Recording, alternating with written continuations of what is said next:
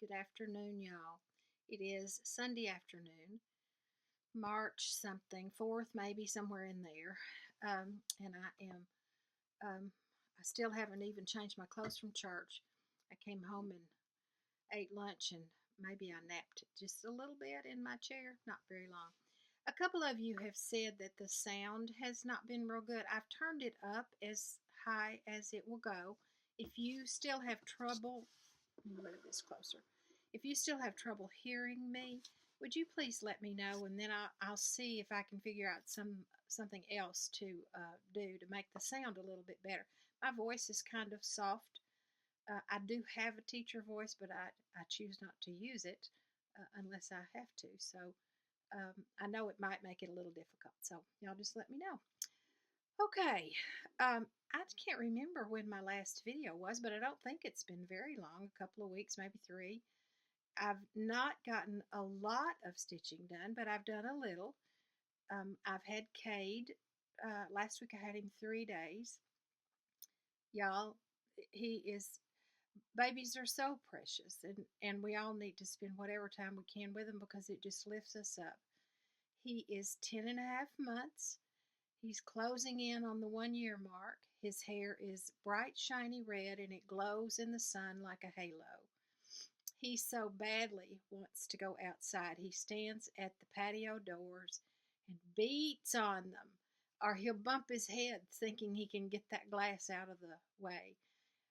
Yesterday, Jerry was blowing leaves because we have 5 million trees and still don't have all the leaves up, and so Cade would stand at the door or at the window and watch him just mesmerized. He loves motors. If I get out the vacuum or the sweeper, he follows it around. He chases it. Typical little boy, what can I say? He's a hair's breadth away from walking, taking that first step. But trust me, he can crawl at the speed of lightning, and he can climb, and he loves doing it, and he will just look at you and laugh when he knows he's not supposed to be doing that. Okay, I have decided that I want to add a little something to my video, and I don't know if you will like it or not like it, but I'm going to do it anyway because it's my video and I get to do that. I'm going to do a segment called I Remember When. I hope that a lot of you will join me because I think it would be wonderful to make some comparisons depending on your age, what you did when you were a child or whatever age you're telling about, and what I did. I'm going to tell you today, real quickly, the first memory that I have from my childhood was when I was either 5 or 6, I'm not sure which, and I had a birthday party. It was the one and only birthday party I ever had. My mother was not exactly Susie Homemaker. She didn't like that kind of thing, but she did it this one time. And I remember we had a card table with a tablecloth on it outside in the yard, and I had a cake, and I, for my birthday, I got a cowgirl outfit. It was a black vest with fringe all down it, and then it was a little short black skirt with fringe around the bottom. And I got a holster and guns. I know, people, this would have been 1951 or 2, okay? Not politically correct, but my favorite game was Cowboys and Indians. That's just what we did in those days, and we played for hours and hours. And that birthday, I got my very own gun, and I thought I was really something. And they had a guy come by with a Shetland pony and took all of our pictures sitting up on that pony. Those were quieter times, and there were no big things planned. We simply played games in the yard and had cake and Kool-Aid. Kool-Aid was one of my favorite things. Some of you will not know this or remember it, but we used to get Kool-Aid for 10 cents a package. And a special treat was when Mama would let us mix a little sugar in the envelope with the Kool-Aid, and we would dip it out with our fingers and lick it off on our tongues. It was kind of like a sweet tart. Anyway, I thought about that this week. I'm not sure why, but it was just kind of fun. thought I'd share that with you. Okay, gonna show you the things I've been working on. First of all, I'm working on a punch needle piece. I'm just loving punch needle, y'all. This is called Crooked Little House. It's designed by Sally Van Nuys of Folk and Fiber, and it's out of this Punch Needle and Primitive Stitcher magazine. If y'all don't get this, you're missing out because it has some wonderful cross-stitch patterns in it that I think you would really like. And of course, I'm not taking it out of the hook for you. It's going to be hard to see in this light. But there's green grass here and a little red house and a brown tree. This is all going to be blue. It's really cute. I'm sorry the light's not much better. I keep telling y'all that every single time, but I swear I can't find a day with sunshine. We have had so many gray, rainy days. In fact, we had, I believe they said 15 or 16 inches of rain in February. I know that some of you would like to have a little of our rain, but we've had some flooding that was not a good thing. I stopped my rotation. I've made a decision about that rotation too, so I'll talk about that in a minute. And did a couple of little free Valentine's pieces. And I don't know, some of them I don't even know where they came from, but this one is called With You I Am Home. And I think this is, oh shoot, I've lost the name. Put it on a little basket. This is the one we do the anniversary one on every year. Senior Moment. I'm so sorry. Can't bring it to the front. I have no idea what this fabric is, although I think it's a 32 count. And I think I changed the color of the red. If she told us what to use, I don't remember, but I just did what I wanted to. There was a little free pattern that I saw that had a whole rows of X's and O's, and I did just those two to make this sweet little pillow, the little gingham. There's another one. I think this one might be Erica Michaels, called Be Mine, and a free one.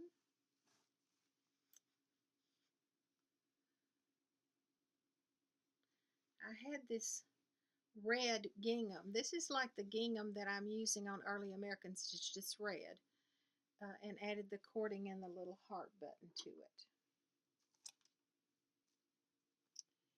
I think I've shown this one to you before. It's not new. I made it last year.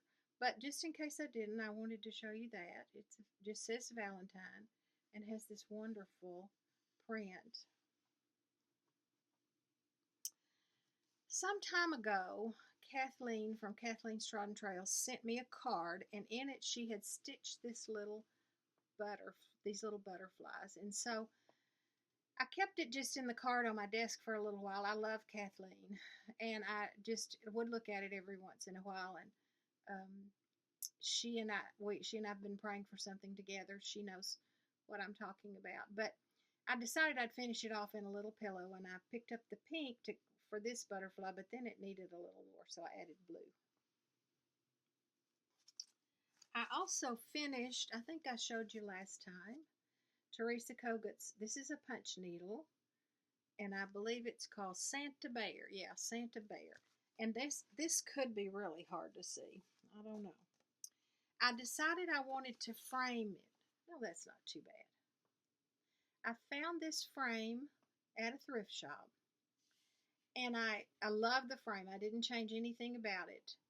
I wanted to because I wanted that glass out of there. So I gave it to my husband and said, take the glass out, please. He couldn't do it, y'all. It's glued in with some kind of glue that had he tried to take it out, he would have had to hammered and shattered the glass, and I was worried that he would also shatter the frame because his accuracy with the hammer is not that great. So I'll just live with it in the glass for right now. And then this one, is a Silver Creek Samplers pattern. Love this pattern. It's just the sweetest pattern, and it didn't really take all that long. I did leave this off. I didn't particularly care for that piece. Didn't think it for what I wanted that it added to it, so I just left it off. This is how it ended up. I also changed some of the threads. I didn't have all of the Call-For threads, so I just improvised. I know that I used some Victoria Motto sampler threads, but I don't know which ones for sure. And the last piece that I worked on is, this is an Erica Michaels called A Slice of Blarney, and it was a free one. And I just finished it, so I haven't had time to finish it. And my friend Donna sent this to me, and she had finished it in a hook. I may do that. I'm just not sure yet. I loved the way she finished it, but I didn't have the same ribbon that she used, and the ribbon that I do have, I didn't think worked as well as hers did. So that's what I've been sewing on. Let me put these away real quick so I can show you a few other things. I thought that I would show you some of my Easter decorations from the old days, meaning that I didn't stitch them this year, but I stitched them sometime in the past, except for this one. This is a little bread basket cover that one of my daughters stitched for me. If you remember from an earlier video, they stitched 3 or 4 of these for me, and we're going to do a dozen of them, and they both ended up going back to college and didn't get it done. So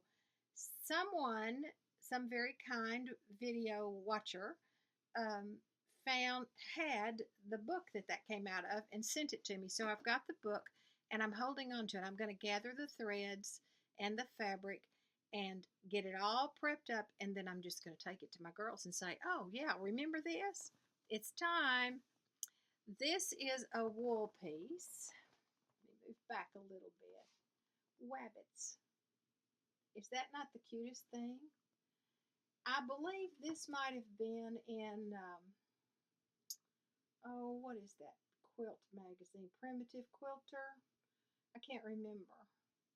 But the lady who designed this, I do remember, said that she had her children or grandchildren one draw some rabbits for her, and she just made the pattern from that. I love this. I just backed it on a piece of plaid wool, and this actually was a wool skirt that I cut up and washed and dried in hot water and on high heat and kind of felted it a little bit, and I love it. It stays out in the springtime.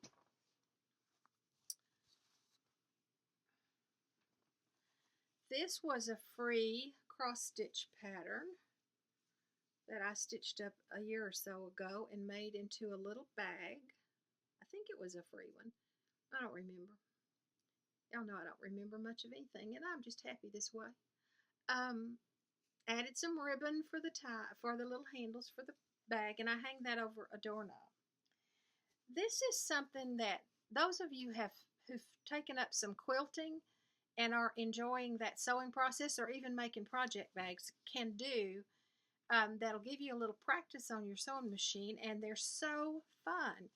This, you just cut out an Easter egg shape, and you put a little backing, and I just put a white fabric on the back and stitched around it and turned it. And then I took my sewing machine and I just picked a few of the fancy stitches on there and did a different one in a different color for every row and added some fun buttons. I put this little hanger like this because I hang this on my front door. I did not quilt it per se, but each of these stitches actually is a quilting. So that holds those together. And I did a half a dozen of these and gave them away, but this is the other one that I kept. And on this one I used different colors of rickrack. They're very unprecise because I wanted them to be like a child had decorated them. And on this one, I put this kind of a little hanger on the back. It's just fabric sewn here and here so that you can slip a rod through it, a little curtain rod or something. And that's the way I hang this one, and it hangs in the house.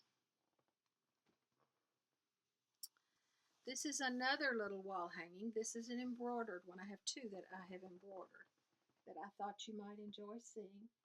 You can do this with a cross stitch piece. Put it in the middle. Put borders on either side. And I'm going to move up closer. I machine quilted this. It's just a meandering stitch. There's nothing fancy to this kind of a quilting stitch. And the one thing I will tell you is that you try to make it look like it's jigsaw puzzle pieces.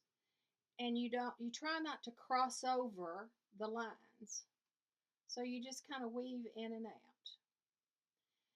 Those of you who are looking at trying to do some quilting on your own, one piece of advice I would give you that will help you, I think, is to find an old Etch-a-Sketch and use your finger to draw. Just start drawing all kinds of things. And that'll help you gain some muscle memory about meandering around with a stitch. This is another embroidered piece. And I did a little extra piecing on it. You can see I did a 9 patch right here in the corners, and then did matched the borders to that.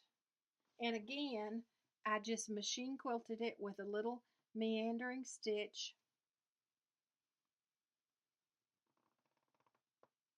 And you again could do this with your cross stitch pieces.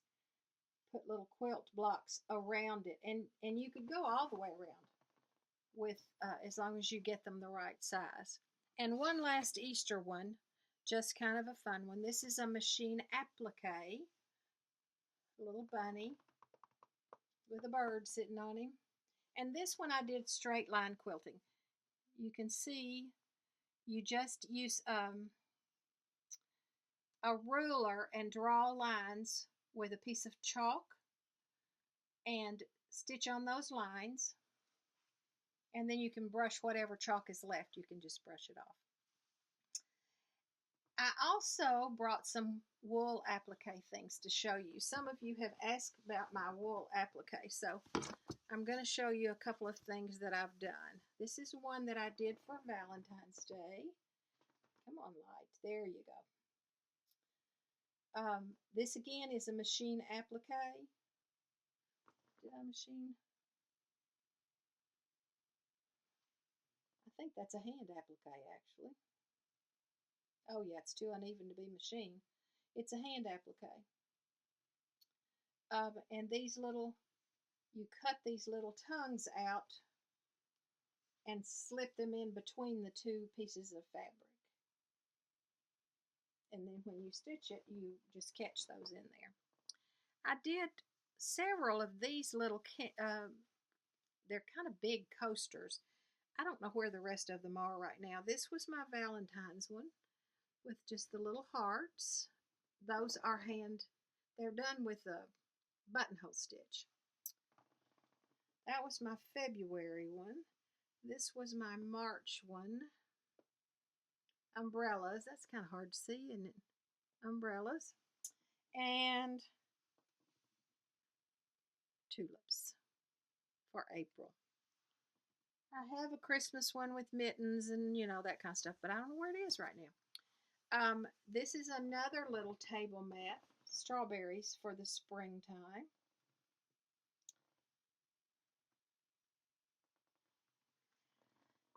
And then I have two that are a little bit more elaborate than that. I don't think I've shown you these, but I could have. Most of these patterns came from Primitive Gatherings. This is my crow.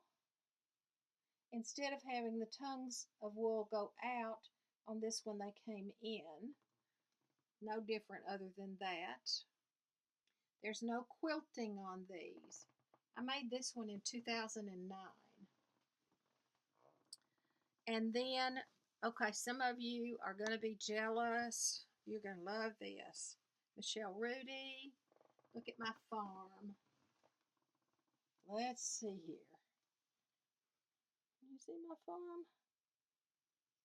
Look at the fence and the chickens. This goes, let me back up here. This goes,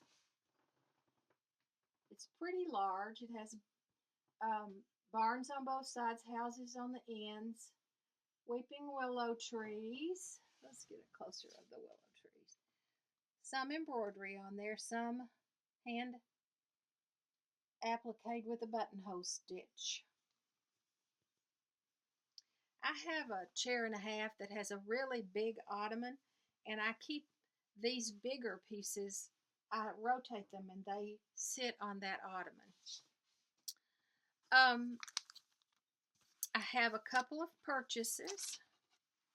My newest Punch Needle magazine came in, and I'm already drooling. There's a rabbit in here. I'll just show you that rabbit. Oh my goodness. It's a Punch Needle. Sorry, y'all. I should have marked him, I guess. Oh, let's look at this cross stitch bee. Look at that bee. Look at that. There's a bunch of those in here that I want to stitch. Look at this sweet rabbit. I've got the threads in the basket to be ordered. Magnolia Nana is stitching some elephants for her grandchild out of this book, and the minute I saw that, that's the elephant right here, I stopped her video and ordered it because it has the cutest stuff in it. Bright colors, cheerful birdhouses, birds,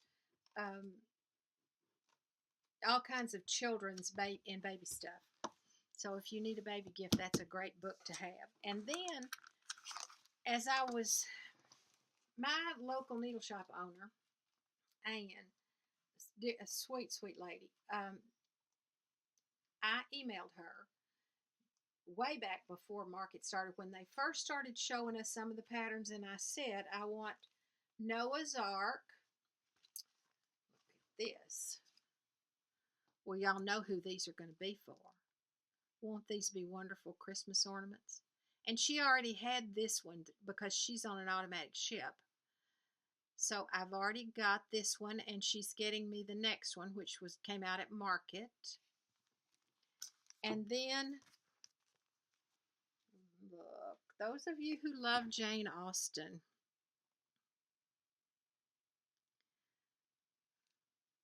I suppose there may be 100 different ways of being in love. Yes, there are. And they change.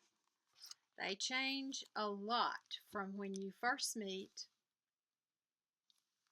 until you settle in and have the most wonderful, peaceful way of being in love. Market. I've watched the videos. I keep sending texts. I was going to just order those two. That's it. I was just going to order those two. I think I'm up to 12. I think it's a sickness. I'm not sure, but I think it might be. Whatever it is, I can't help it. I wanted it. I have one other thing I want to show you, and this is for those of you who are quilting.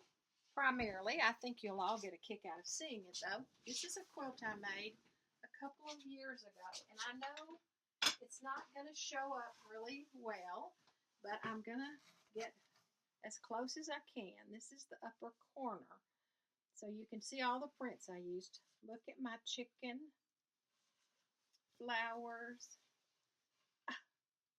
Is that not adorable? Let's find the rest of the chickens. This is only a 9-block quilt. I don't know which of these chickens I love more.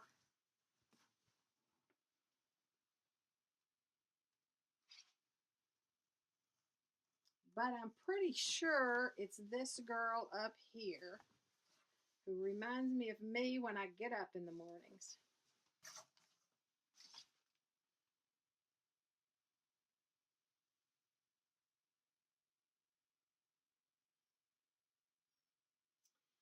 I also machine quilted this one. And when I'm machine quilting, I just kind of make things up. I outline, silhouette some of the figures,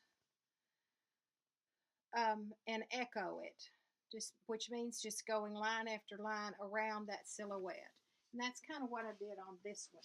You can see it some there. That's a little better. You can see it better